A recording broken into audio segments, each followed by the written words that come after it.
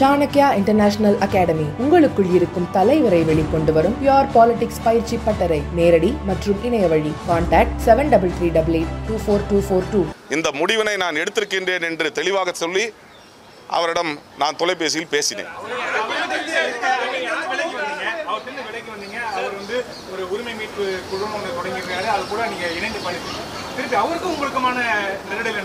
என்னை பொறுத்தவரையில் அண்ணன் ஓ பன்னீர்செல்வம் அவர்கள் மீது மரியாதை கொண்டவன்.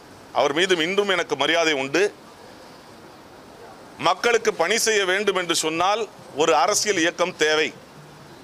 அந்த அரசியல் இயக்கம் மக்களுக்கு சேவை செய்யக்கூடிய இயக்கம், திராவிட கொள்கைகளை பாதுகாக்கக்கூடிய இயக்கம் என்று திராவிட முன்னேற்ற கழகம் என்பதை தீர சிந்தித்து தான் நான் முடிவெடுத்தேன்.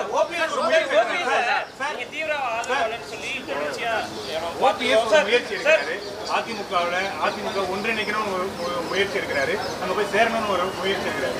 அது வந்து தோல்வி அடையும்னு நீங்க கணிச்சனால தான் விலகிட்டீங்களா? அதாவது அனைத்து இந்திய அண்ணா திராவிட முன்னேற்ற கழகம் என்பது தலைவர் தோற்றுவித்த அந்த இயக்கமும் இல்லை, பாதுகாத்த அம்மாவின் இயக்கமாகவும் இல்லை. இன்று இருப்பது எடப்பாடி அதிமுக. இது இப்படிதான் இருக்கும். இது ஒருங்கிணையாது, ஒருங்கிணைக்கும் செய்யாது. காரணம், அது அனைத்து இந்திய அண்ணா திராவிட முன்னேற்ற கழகம் என்பது மத்திய பிஜேபியினுடைய கிளை கழகமாக இங்கு செயல்பட்டுக் கொண்டிருக்கின்றது.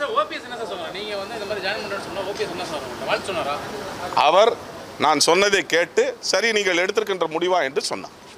சார், இவ்வளவு நாள் கழிச்சு ஆட்சி முடிய போற நேரத்தில் வந்து சேர்வதற்கான காரணம் என்னது? உண்மையான காரணம் இதுதானா இல்லை வந்து ஆட்சி முடிய போகுது?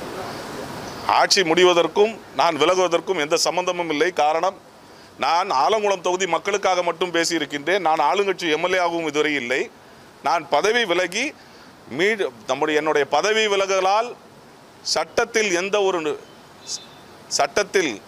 ஒரு கட்சியிலிருந்து வேறு கட்சிக்கு நாம் செல்லும் பொழுது விதிப்படி எப்படி நடக்க வேண்டுமோ அதை நான் செய்திருக்கின்றேன்.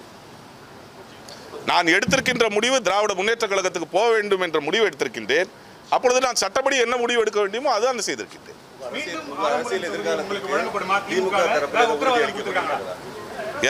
நான் திராவிட கொள்கைகளை இங்கே பாதுகாத்து மைய அரசோடு போராடி இருக்கின்ற திராவிட முன்னேற்ற கழகம் என்ற ஒரு இயக்கத்தில் சேர்ந்திருக்கின்றேன். நல்ல தலைமையை தேர்ந்தெடுத்திருக்கின்றேன்.